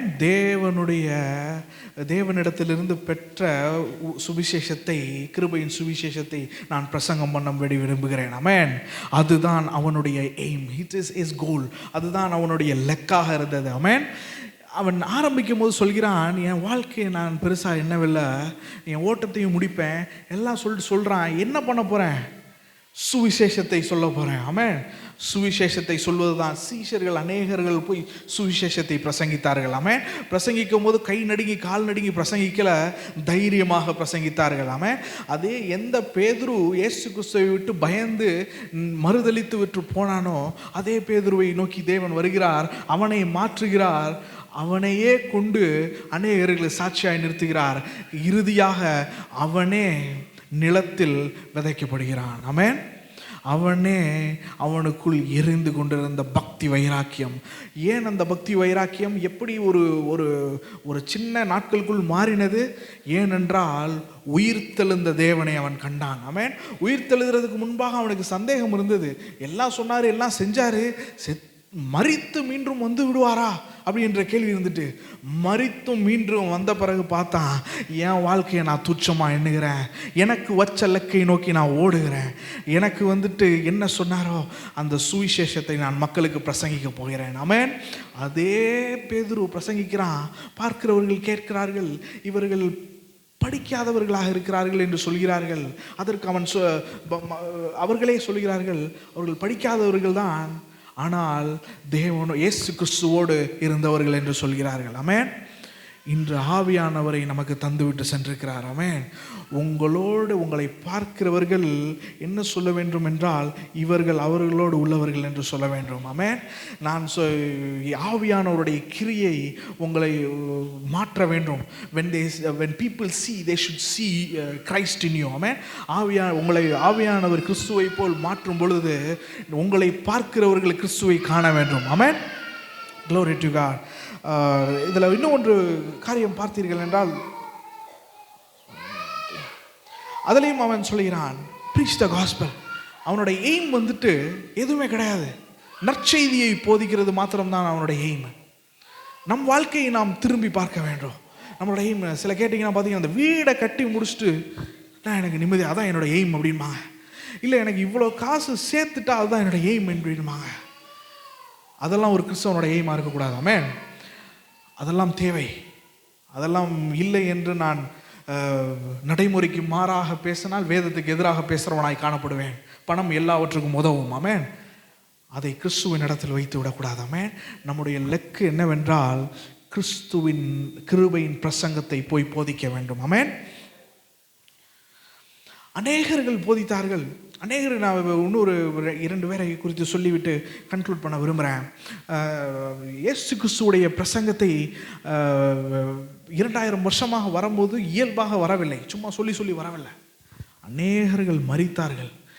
நம்மை சுற்றி நடந்த காரியம் சில நூற்றாண்டுகளுக்கு முன்பாக நடந்த காரியத்தை மாத்திரம் பார்க்க விரும்புகிறேன். கிரஹாம் ஸ்டெயின்ஸ் என்கிற ஒரு மிஷனரியை அநேகர்கள் அறிந்திருப்பீர்கள். நம் சபையில் 1999 இருந்தவர்களுக்கும் அறிந்திருக்கும். நாம் ஊர்வலம் என்றாம் சென்றோம் மற்ற சபைகளோடு சேர்ந்து. எதற்கென்றால், கிரஹாம் ஸ்டெயின்ஸ் என்கிற ஒரு நபர் ஆஸ்திரேலியாவிலிருந்து ஒரிசாக்கு மிஷனரியாக வந்தார். எல்லாம் லெப்ரசி கஷ்டப்பட்டவங்களுக்கு இது, அப்புறம் அந்த விளிம்பு நிலை மக்களை கூப்பிட்டு இது பண்ணா, ஜாதியால் புறக்கணிக்கப்பட்டவர் எல்லாரையும் கூப்பிட்டு ஆதரித்தார்கள். உடை இல்லாதவர்களுக்கு உடை கொடுத்தார்கள். கஷ்டப்படும் எல்லா விதத்துலையும் பார்த்துக்கிட்டாங்க. கடைசியாக இதெல்லாம் பார்த்துட்டு இருந்த பஜ்ரங் தால் என்று சொல்லி சங் பரிவார் கூட்டத்தில் ஒரு குரூப், அது RSS. நான் எதற்கு இதை சொல்லுகிறேன் என்றால், அறிந்தே தான் சொல்லுகிறேன். ஏன்னா அநேக ஊடகங்களில் பதிவு பண்ணப்பட்ட ஒரு காரியம். இதிலே அது என்னது அரசாங்கமே அதுக்கு நடவடிக்கை எடுத்த காரியம் ஒன்று. அதனால் பஜ்ரங் தால் என்கிற ஒரு ஃபண்டமெண்டல், அவங்கள வந்துட்டு சும்மா ஒரு மதத்தை வச்சு சொல்லிட முடியாது, அவங்க ரொம்ப அடிப்படைவாதிகளாக காணப்பட்டார்கள். என்ன நடந்தது என்றால், அதில் உள்ள ஒரு மக்கள் வந்து ஒரு 10 பேருக்கு கடப்பாறை எல்லாத்தையும் எடுத்துகிட்டு வந்துட்டாங்க. எடுத்துகிட்டு வந்துட்டு நேராக நிறுத்திட்டாங்க. இதில் போயிட்டு ஒரு கார், அன்னைக்கு ஒரு மீட்டிங் அவர் பேசுகிறாரு. போகும்போது 3 அவர் ஒரு நபர், அந்த 2 பசங்க, ஒரு சின்ன பையன் பேர் ஃபிலிப், தீமோத்தே சின்ன பையன் பேர், அவனுக்கு வயது வந்துட்டு 7 வயது. பெரிய பையன் பேர் வந்துட்டு அந்த சைடு உள்ள பையன் பேர் வந்துட்டு ஃபிலிப், அவனுக்கு 10 வயது. 1999 இது நடைபெறுகிறது. அவர் 4 சக்கர வாகனத்தில் அந்த இரவு தூங்கி கொண்டிருந்தார்கள். நித்திரையாக இருந்த நேரத்தில் கதவுகளை திறக்க முடியாதபடிக்கு அடைத்து விட்டார்கள். அடைத்தவர்கள் என்ன செய்தார்கள் என்றால், தீ வைத்து கொளுத்தி விட்டார்கள். உயிருடன் எரிக்கப்பட்டார்கள். ஆமென். கோதுமையானது விதைக்கப்படவில்லை என்றால் அநேக பலன்களை தராது. ஆமென். மரித்தார்கள். 3 பேர், 3 ஆண் மகன்கள் வீட்டில் மரித்தார்கள். நம்மளிடத்தில் இன்று நற்செய்தி இருக்குது என்றால் நாம் திரும்பி பார்ப்பதில்லை, அநேகர் பேசுவதில்லை. ஏனென்றால் இந்த நற்செய்தி it came with a price. அநேகர் உயிர் தியாகம் செய்தார்கள். ஆமென். ஒடுக்கி வைத்து திறக்க முடியாமல் உயிரோடன் கொன்று விட்டார்கள். கொன்ற பிறகு அது பிரதமராக இருந்தது அடல் பிஹாரி வாஜ்பாய் என்கிற ஒருவர் இருந்தார். உடனடியாக அதற்கு எதிராக எதிர்வினையாற்றினார்கள், காரியங்களை செயல்படுத்தினார்கள், கைது செய்தார்கள். காலப்போக்கில் அவர் ஒய்ஃப் டெய்ஸிய என்று நினைக்கிறேன், அவருடைய ஒய்ஃப் மிஸ்ஸஸ் ஸ்டெயின்ஸுக்கு கூப்பிட்டு அவார்டெலாம் கொடுத்தாங்க. அவர்கள் சொன்னார்கள், அவர்களுக்கு ஒரு பொண்ணு இருக்காங்க, 2, அவங்க அம்மாவும் பொண்ணும் தப்பிச்சிட்டாங்க. ஏன்னா அன்றைக்கி இன்னொரு இடத்துல இருந்தாங்க. அவங்க இருவரையும் இழந்த ஒரு நேரத்தில் எல்லாம் முடிந்த கொஞ்ச நாள் கழித்து சொல்கிறாங்க, நான் என் மகன்களை எரித்தவர்களை நான் மன்னிக்கிறேன் என்று சொன்னார்கள். ஆமென். தேவ ஆலயத்தை குறித்த பக்தி வைராக்கியம் இல்லை என்றால் இதை சொல்ல முடியாது. ஆமென். பக்தி வைராக்கியம் என்று கத்தி பேசுவது பக்தி வைராக்கியம் என்று நினைத்து விட முடியாது. நம்மை மன்னிக்க முடியாதவர்களை கிறிஸ்துவின் அன்பை வைத்து மன்னிப்பதே ஒரு பக்தி வைராக்கியம். ஆமென். அந்த நேரத்தில் செய்த ஒரு காரியம், இந்தியாவிலே 4வது பெரிய ஒரு அவார்டு கொடுத்தாங்க, பத்மஸ்ரீ அவார்டு அவர்களுக்கு. 2005 என்று நினைக்கிறேன் அன்னை தெரசா அவார்டு கொடுத்தாங்க. எவ்வளவு கொடுத்தாலும் எதுவும் திருப்பி கொண்டு வர போகிறதில்ல. ஆனால் கோதுமை மணியானது விதைக்கப்படாவிட்டால் அதிக பலனை கொடுக்காதாமே. இயேசு கிறிஸ்துவின் ஆலயத்தை குறித்த பக்தி வைராக்கியம் என்னை பற்றி கொண்டது. ஆமென். என்னை கன்சியூம்ட் மீ. அவர்களை பற்றி கொண்ட நாள் அன்னைக்கு. நம் இந்த அநேகர் அறிந்திருப்பீர்கள், அறியாதவர்களுக்கு கேட்டுக்கொள்ளும்படி கேட்கிறேன். ஸ்டான் சுவாமி என்று ஒருத்தர் இருக்கிறார். ஸ்டான் சுவாமி, STAN ஸ்டான் சுவாமி என்கிற ஒருவர் இருக்கிறார். அநேகர் அறிந்திருப்பீர்கள். ஜெஸ்வைட் மிஷனை சேர்ந்தவர், நமது திருச்சி மாவட்டத்தை சேர்ந்தவர். அவரும் அதே தான் செய்தார். விளிம்பு நிலை மக்களுக்காக பேசினார். காரணம் இல்லாமல் கொண்டு போய் ஜெயிலில் போடுறவங்களுக்காக குரல் கொடுத்தார். அந்த காரியத்தை அரசியலாய் மாற்றி விட்டார்கள். 83 வயதான ஒரு முதியவரை சிறைப்படுத்தினார்கள். ஜார்க்கண்டில் ஊழியம் செய்து கொண்டிருந்தவரை, விளிம்பு நிலை மக்களுக்கு உதவி செய்து கொண்டிருந்தவரை கொண்டு வந்துட்டாங்க. இவர் வந்துட்டு அரசாங்கத்துக்கு விரோதமாக பேசுகிறாரு, நாட்டுக்கு விரோதமாக இது பண்ணுகிறார் என்று மும்பைக்கு அவரை கூப்பிட்டாங்க. அவர் வர முடியாது, எனக்கு சுகமில்லை என்று சொன்னார். அந்த நாட்களில் கோவிட் பரவி கொண்டிருந்த நேரம் 2021 என்று நினைக்கிறேன், 2021 இதுக்கு வர சொல்லியிருக்காங்க. மும்பை பாந்திரா அந்த இதில் கடைசியில் இவங்களே போய் பிடிச்சிட்டு வந்து ஜெயிலில் போட்டாங்க. ஜெயிலில் போட்டு அவரை அடிக்கவோ கொல்லவோ துன்புறுத்தவோ இல்லை, நெக்லெக்ட் என்று சொல்வார்கள். ஒரு வயோதிபரை கண்டுக்காமல் விடுறது. எப்படி என்று பார்த்தீர்கள் என்றால், அவர் வந்து பார்க்கின்சன்ஸ், அதாவது கை அவர்களால் பேச முடியாது, இப்படி கை ஆடிக்கொண்டே இருக்கும் ஒரு நோய் தாக்கப்பட்டு உண்டார். 83 வயது அவருக்கு. மிகுந்த சமூக சேவை செய்த ஒரு நபர், கிறிஸ்துவுக்காக வாழ்ந்தவர். முக்கியமாக ஜெஸ்வைட் மிஷன்ஸில் அநேகர் இருக்கார்கள், அவர் அதில் ஒருவர். என்ன ஆகிவிட்டது என்று பார்த்தீர்கள் என்றால், அவருக்கு வந்துட்டு ஸ்ட்ராவும் ஒரு இதுவும் பிடிச்சி தான் கொடுத்தா குடிக்க முடியும், அதை கொடுங்க என்று சொன்னார்கள். சொன்ன இடத்தில் என்னையே அதெல்லாம் எங்கள்கிட்ட கிடையாது, அதெல்லாம் நாங்கள் கொடுக்குறது வழக்கம் கிடையாது, கொடுக்க முடியாது என்று சொல்லிவிட்டார்கள். நைட்டு அந்த மும்பை சிறையில் தூங்கும்பொழுது அவருக்கு போர்வை இல்லை. இது கோர்ட்டில் பேசும்போது அப்போ வந்துட்டு வீடியோ கால் தான் பண்ணி பேசியிருக்கிறாங்க. பேசும்போது சொல்லியிருக்காரு, என்னை இப்படி நடத்தினாங்கன்னா நான் இறந்து போய் விடுவேன் என்று சொல்லியிருக்கிறார். அதை பொறுப்படுத்தவில்லை, அதே போல் அவர் இறந்து போய்விட்டார். போர்வை கேட்டார், அதுக்கப்புறம் ஸ்ட்ரா வச்சு குடிக்கிறதுக்கு கேட்டார், எதுவும் நடைபெறவில்லை என்றோடனே அவரும் இறந்து போய்விட்டார். 83 வயது. அருமையானவர்களே, நாம் பார்க்கும் காரியம் சும்மா ஏனோ தானோ என்று இருக்கக்கூடாதாமே. தேவனுக்கு எது முக்கியமோ அது நமக்கு முக்கியமானதாக காணப்பட வேண்டும். ஆமென். நமது ப்ராவர்ப்ஸில் எழுதுகிறான், நீதிமொழிகளில், வாய் இல்லாதவர்களுக்கு வாயாக இருக்க வேண்டும். ஆமென். நம்மால் காப்பாற்ற முடிந்தவர்களை காப்பாற்ற வேண்டும். இதையெல்லாம் செய்கிறவர்கள், அதில் பஜ்ரங்கதாலில் கேஸ் கொடுத்தவன் எழுதியிருக்கிறான், இவங்களுக்கெல்லாம் இவர்களுக்கெல்லாம் உடை கொடுக்குறாங்க, அதுக்கப்புறம் வெஸ்டர்ன் மெட்டீரியல்லாம் கொடுக்குறாங்க பெண்களுக்கு. அது என்னதுன்னா கலாச்சாரத்தை மாற்றி விடுகிறது என்று சொல்லுகிறார்கள். என்னவென்றால் அடிப்படையில் அவர்களை அப்படி வைத்துக் கொள்வது, ஒரு கூட்ட ஜனங்களை ஒரு ஒரு தொடராதவர்கள் சொல்லி அடிமையை போல நடத்தி கொள்வது. இந்த நபர்களுக்கு இதையெல்லாம் உடை கொடுத்து சாப்பாடு கொடுத்தவரை கொன்று விட்டார்கள். இந்த இடத்துல பார்த்தீங்கன்னா அதே விளிம்பு நிலை மக்களுக்காக குரல் கொடுத்தவரை கொன்று விட்டார்களாமே. அவர் போயிருக்கலாம், ஒரு சாதாரண நபராக இருந்தால் 83 வயசு வரைக்கும் வாழ்ந்துட்டோம், கொஞ்சம் வயசு தானே. அவர் கேட்குறார், என்னை அனுப்பி விடுங்க, நான் என்னோட மக்களோட இருக்கிறேன், எனக்கு வந்துட்டு இப்படி இருக்க முடியாது அப்படின்னு. எல்லாம் மறுத்து விட்டார்கள். அவர் இறந்தவனே தான் பெருசாச்சு பிரச்சனை. எல்லாம் இது பண்ணாங்க.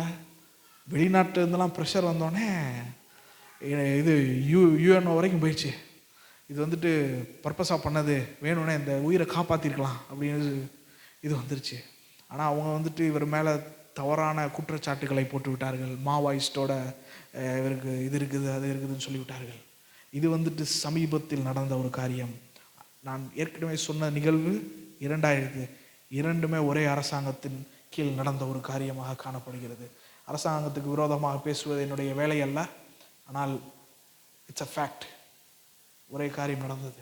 அது யாராக இருந்தாலும் சரி, என்ன நாம் தெரிந்து கொள்ள வேண்டும் என்றால், கிறிஸ்துவின் வீட்டை குறித்த பக்தி வைராக்கியம் நம்மை தார்க்கவில்லை என்றால் we won't stand for God. ஆமென். கிறிஸ்தவ வாழ்க்கையை நிலை நிற்க வேண்டும், அவருக்காக உழைக்க வேண்டும் என்று நினைத்தால் அவர் ஆலயத்தை குறித்த பக்தி வைராக்கியம் நம்மை பட்சிக்க வேண்டும். ஆமென். அதற்கு அநேக காரியங்கள் கடைசியாக முடிக்க வேண்டும் விரும்புகிறேன். முதலாவது காரியம், நம்ம வந்துட்டு பக்தி வைராக்கியமாக இருக்கணும். 3 காரியம் பவுல் சொல்கிறான். I count myself nothing. இயேசு கிறிஸ்து சொன்னார், விதையானது விதைக்கப்பட வேண்டும், இது 100 பலன் தராது. நீ இவங்க வந்துட்டு வாழ்க்கையை சேவ் பண்ண வேணும்னு நினச்சிங்கன்னா இழந்து விடுவீங்க. கிறிஸ்துவுக்காக இழந்த வாழ்க்கையை மீண்டும் பெற்றுக்கொள்வீர்கள். ஆமென். நீங்கள் இடத்துல இல்லைனாலும் மறுமையில் பெற்றுக்கொள்வீர்கள். அதான் சொல்கிறான், I count myself nothing. இப்போ நம்ம சொன்ன ஆட்கள்லாம் அவர்களை ஒரு துச்சமாக எண்ணாதனால தான் ஆஸ்திரேலியாவிலேருந்து இங்கே வராங்க, அமெரிக்காவிலேருந்து டிபேட்டுக்கு வராங்க. யோசிச்சு பாருங்கள். அதுக்கப்புறம் 2வது வந்துட்டு I will finish my race. ஆரம்பித்து விட்டு ஓடிவிடக்கூடாது. ஒரு பிரச்சனை வந்து ஒரு அவமானப்படுத்துகிற மாதிரி பேசி விட்டார்கள் என்று ஓடிவிடக்கூடாது. நம்ம நல்ல தன்மானத்தோடு வாழ்வது முக்கியம், தேவன் எதிர்பார்க்கிறார். ஆனால் பலகீனமான இருதயம் கொண்டவர்களாக இருந்துடக்கூடாது. ஆமென். ஒரு வார்த்தையை சொல்லி விட்டவனே படுத்துடக்கூடாது, அது தேவன் விரும்பவில்லை. தேவன் சொல்கிறார், மனுஷனுக்கு பயப்படுகிற பயம் கண்ணியை வருவிக்கும். ஆமென். அது வந்துட்டு அதுக்கப்புறம் சொல்கிறாரு, மாம்சத்தை கொள்றவனுக்கு பார்த்து ஏன் பயப்படுற, இதெல்லாம் மறுமையிலையும் தண்டிக்கிற ஒருத்தருக்கு பயப்பட வேணும். ஆமென். தேவனுக்கு மாத்திரம் பயப்பட வேணும். அதில் தான் தீமோத்தேயுக்கு எழுதும்போது சொல்கிறான், தேவன் பயமுள்ள ஆவியை தரமாட்டார். ஆமென். தைரியமும் தெளிந்த புத்தியும் அன்பும் பலனும் உள்ள ஆவியை தருகிறார். பலனுள்ள ஆவியை தந்துட்டாருன்னு சொல்ல உடனே எல்லாரையும் போட்டு அடிப்பதல்ல, அறிவும் பலனும் வந்துருச்சுன்ட்டு. நம் பலனை எப்படி காமிக்க வேண்டும் என்றால், கீழே விழுந்தவரை தூக்கி விடுவதன் மூலமாக நாம் எவ்வளவு பலசாலி என்று காமிக்க வேண்டும். மேலே நிற்கிறவரை தட்டி விட்டு நான் எவ்வளோ பலசாலி என்று காமிக்கக்கூடாது. ஆமென்.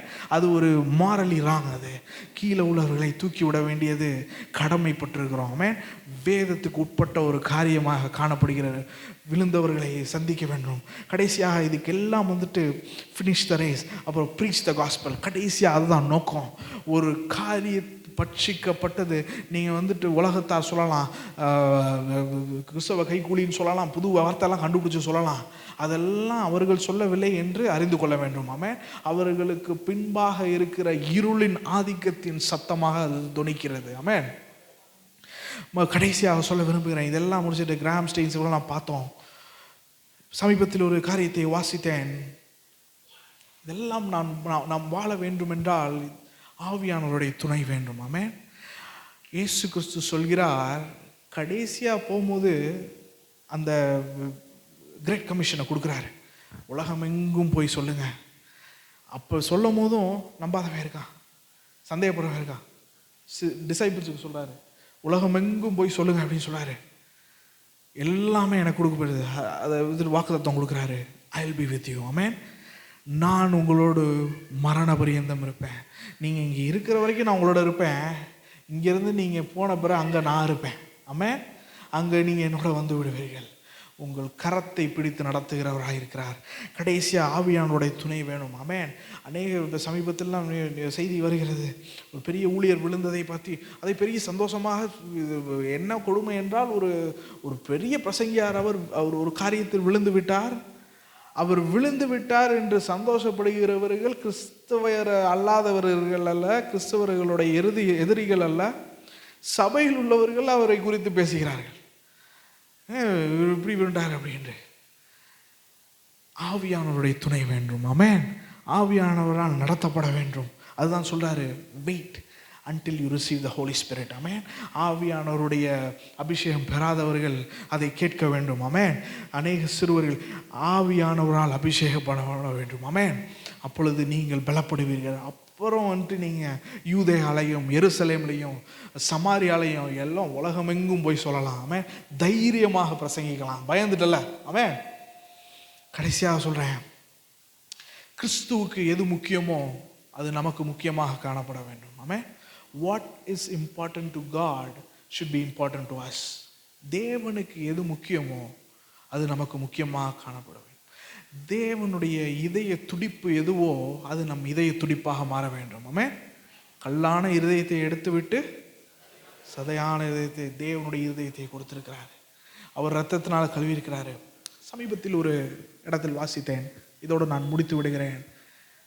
வந்த யாவர் முன்பாகவும் ஒரு கேள்வியோடு நான் இறங்க விரும்புகிறேன். நேரம் கூடி போய்விட்டது, மன்னிக்க வேண்டும். அதற்கு ஒரு வாலிபன் ஒருவன் இருந்தான். மிகுந்த பயங்கர அத்லட்டிக்கான ஒரு பர்சனாலிட்டி, நல்லா அத்லட்டிக்காக இருந்தான். ஸ்டண்ட் மேனாக இருப்பாங்க. படங்களிலெல்லாம் அறிந்தவர்கள் தான் நீங்கள் அறிந்திருப்பீர்கள். கதாநாயகர்கள் பெரிய ஆட்கள் நடிக்க மாட்டார்கள், அவர் மூஞ்சை மாற்றி விடுவார்கள். இந்த குதிக்கிறது பெரிய விஷயம்லாம் அந்த மாதிரி ஸ்டண்ட் மேன் அதுக்குன்னே பயிற்சி பெற்றவர்கள் பண்ணுவார்கள். அதாக இருந்தால் ஒரு ரயிலில் வர்ற ஒரு ஸ்டண்ட் பண்ணும் போது கை தவறி இது பண்ணதில் ஒரு இதில் அடித்து கீழே விழுந்து இறந்து விட்டான். உடனே இறந்த நபர் என்ன ஆகிவிட்டது என்றால், அவர் குடும்பம், அவருக்கு ஒரு மனைவி உள்ளது, அவங்க அப்பா அம்மா, அவங்க தங்கை அண்ணன் எல்லாம் அவங்க ஃபேமிலி இருக்கிறாங்க. என்ன பிரச்சனை ஆகிடுச்சுன்னு பார்த்தீங்கன்னா, இவன் இறந்து விட்டான். இவர் ஒரு ஆர்கன் டோனர், அதாவது உறுப்புகளை தானம் செய்கிறவர். ஒரு ஹாஸ்பிட்டலுக்கு டக்குன்னு எடுத்துகிட்டு போயிட்டாங்க. உறுப்புகள், நிறைய உறுப்புகள் நல்லா இருக்குன்னு சொன்னோடனே டக்குன்னு எடுத்துட்டாங்க, இருதயத்தை எடுத்துட்டாங்க. இன்னொரு நபர் 59 நாளாக வெளியிலிருந்து இயக்கப்பட்டு கொண்டு இருக்கிறது. அவருடைய ஹார்ட் ஃபெயிலியர், வெளியிலிருந்து அவருடைய இருதயம் இயக்கப்பட்டு கொண்டு இருக்கிறது.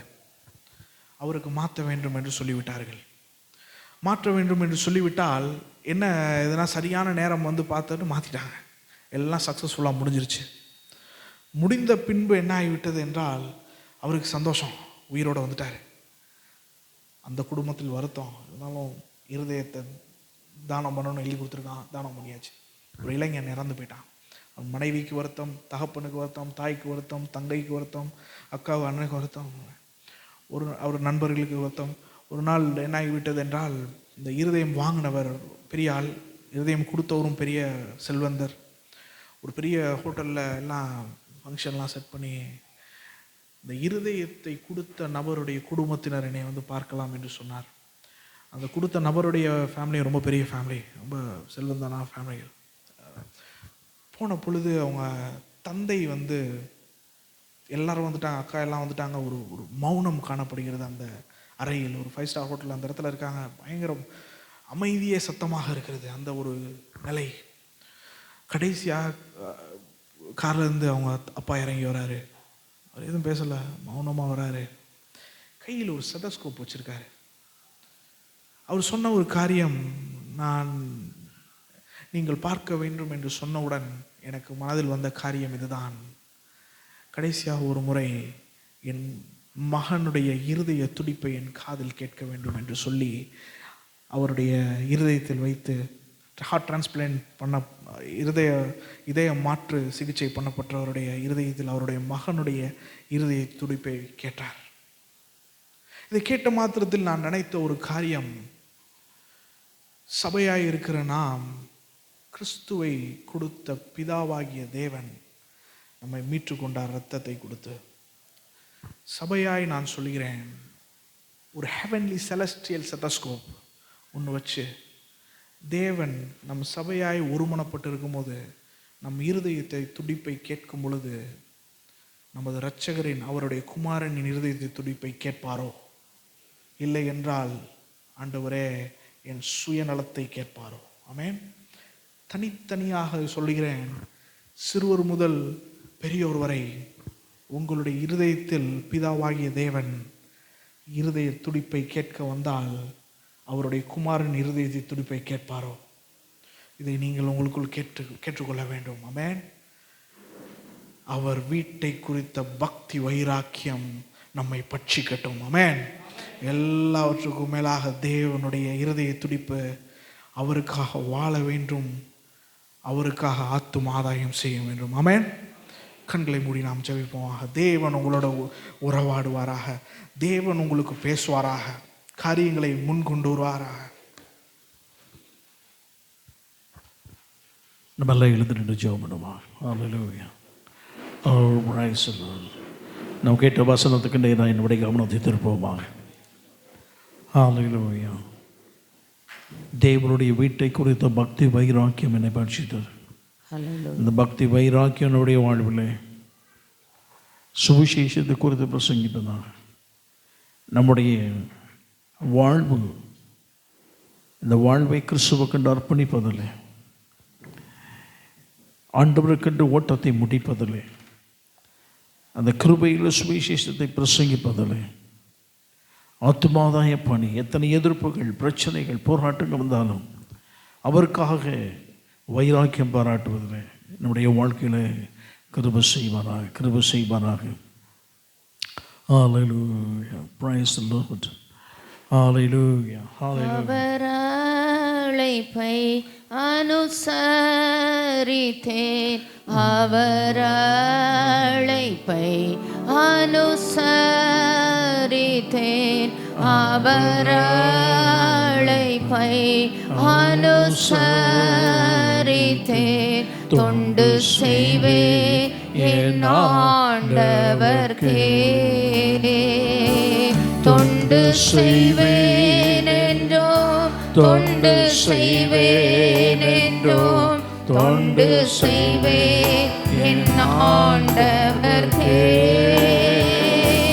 தொண்டு செய்வேன் என்றோம், தொண்டு செய்வேன் என்றோம், தொண்டு செய்வேன் என் ஆண்டவர்க்கே.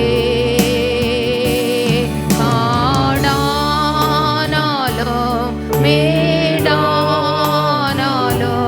காடானாலும் மேடானாலும்,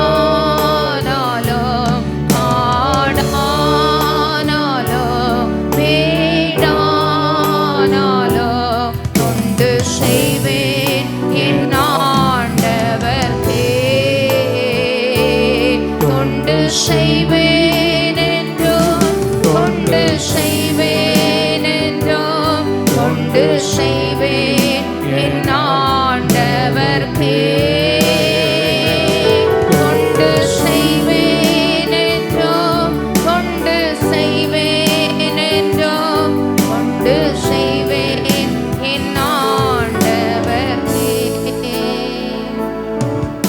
வார்த்தைகளுக்காக ஸ்தோத்திரம். என் வாழ்க்கையில் இருக்கக்கூடிய இந்த வேதி, இந்த வருட நாட்களிலே எனக்கு கிடைத்த தருணங்களிலே வாய்ப்புகளை பயன்படுத்திக் கொள்வதற்கு இயேசுவை பற்றி எப்படியாயிலும் சொல்லுவேன். அந்த வைராக்கியம் எனக்கு வரணும் ஐயா. நான் ஆத்துமாக்களை ஆதாயம் பண்ணுவதற்கு வைராக்கியம் வரணும். இவைகளால் வரக்கூடிய நெருக்கடிகள், பிரச்சனைகள், எதிர்ப்புகள் வந்தாலும் அவைகளை கண்டு சோர்ந்து போகாதபடி கிறிஸ்துவின் உடைய இந்த வைராக்கியம் எனக்குள் வருவதாக அந்த வைராக்கியம் எனக்கு வாஞ்ச வேண்டும். ஆத்துமாதாய பணியிலே, சுவிசேஷம் அறிவிப்பதிலே, அவருக்கென்று என் வாழ்க்கையில் அர்ப்பணம் செய்வதிலே, கோதுமை மணியானது நிலத்தில் வீழ்ந்து சாகாவிட்டால் தனித்திருக்கும், செத்ததையாகில் மிகுந்த பலனை கொடுக்கணும். தியாகம் செய்ய போது தேவன் நிச்சயமாகவே நல்ல பலனை கொடுக்கக்கூடிய தேவன் அவர். என் வாழ்க்கையிலே ஆத்துமாதாய பணி என்ற ஒன்றிலே கிறிஸ்துவுக்காக நிற்பதற்கு எனக்கு உதவி செய்வாராக. என் வாழ்வை என்று அர்ப்பணிக்கிறேன். எப்படியாகிலும் நான் ஆத்துமாக்களை ஆதாயம் பண்ணேன். இந்த நாட்களில் எப்படியாயிலும் ஒருவராயிலும் கத்தருக்கென்று கொண்டு வரேன். ஒருவேளை கத்தருக்கு சித்தம் அடுத்த வாரம் வரும்போது நான் அவர்களோடு இணைந்து ஆராதிக்க வர வேண்டும் ஐயா. எனக்கு கத்த உதவி செய்வாராக. எத்தனை பேர் கரங்களை உயர்த்தபடி கேட்கிறேன். கத்தருடைய வாழ்க்கையில் கிருபை செய்வாராக. கரவையத்தில் ஒவ்வொரு கத்தர் பயன்படுத்துவாராக. ஹல்லேலூயா, ஹல்லேலூயா. எங்கள் சர்வளவில் ஆண்டவரே, மன மகிழ்ச்சியானது வேலைக்காக ஸ்தோத்திரம். காலை வேளையிலே நீங்களோடு ஆண்டவரே இடைப்பட்ட எல்லா தயவுக்கு நன்றி ஆண்டவரே. அவருடைய வாழ்க்கையிலே அவன் எடுத்துக்கொண்ட வைராக்கியம் உள்ள வாழ்விலே பிராணனை அருமையாய் என்ன எத்தனை பிரச்சனைகள், போராட்டங்கள் எத்தனை வந்தாலும் பரிசுத்த ஆவியானவர் சொன்னேன் அந்த வார்த்தையின்படி அவைகளை எல்லாம் கண்டுகொள்ளாதபடி பிராணனை அருமையாய் எண்ணாமல் கிறிஸ்துவ கண்டு வாழ்ந்திருக்க பண்ண தேவன், கிருபை செய்த தேவனுக்கு ஸ்தோத்திரம் ஆண்டவரே. அந்த வைராக்கியம் எங்களுக்குள் வருவதாக. சுவிசேஷம் அறிவிப்பதில் எத்தனை தடைகள் வந்தாலும் அறிவிக்கக்கூடிய இருதயம் ஆண்டவரே, கிறிஸ்துவுக்காக வாழக்கூடிய இந்த வாழ்க்கை, இந்த ஓட்டத்தை வெற்றிகரமாய் முடிக்கக்கூடிய தொடர்ந்து ஓடக்கூடியதான கிருபை, எத்தனை தடைகள் வந்தாலும் அவை தாண்டி செல்லக்கூடிய கிருபைகள் எல்லாவற்றாலும் ஆண்டவர் நிரப்ப வேண்டும் என்று கேட்கிறோம் ஐயா. வசனம் கேட்டபுடைய பிள்ளைகளை கத்தர் ஆசுவதையும், ஒப்பு கொடுத்தபுடைய பிள்ளைகளை கத்தர் பயன்படுத்துவீராக. வசனம் கொடுத்த மகனை கத்தர் ஆசுவதையும் நீர் மகிமைப்படும். இயேசு கிறிஸ்துவின் மூலம் ஜெபிக்கிறோம் நல்ல பிதாவே, ஆமென், ஆமென். ஆத்துமாவே கத்தரை ஸ்தோத்திரி, ஆத்துமாவே கத்தரை ஸ்தோத்திரி. ஆமென், ஆமென். நம்முடைய கர்த்தராக இருக்கிற இயேசு கிறிஸ்துவின் கிருபையும் பிதாவாகிய தேவனுடைய அன்பும் பரிசுத்த ஆவியானுடைய அந்யோன்ய ஐக்கியம், கிருபை, சமாதானம், சந்தோஷம் நாம் அனைவரோடும் என்றும் என்றும் சதாகாலம் இருப்பதாக. ஆமென். ஹல்லேலூயா, ஹல்லேலூயா, ஹல்லேலூயா.